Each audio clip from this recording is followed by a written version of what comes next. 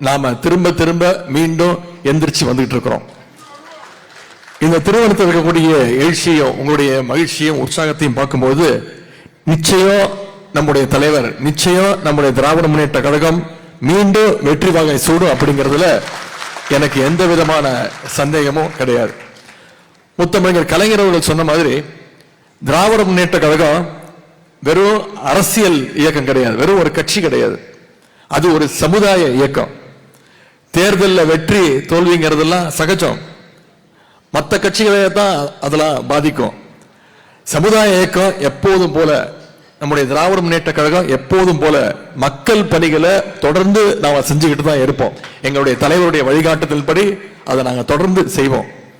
ஒரே வரியில சொல்லணும்னா, தேர்தல் அரசியல தான் நாம தோத்திருக்குமே தவிர, வெற்றி வாய்ப்பை இழந்திருக்குமே தவிர, கொள்கை அரசியல திராவிட முன்னேற்ற கழகம் என்னைக்கும் தோத்தது கிடையாது, தோக்கவும் மாட்டோம்.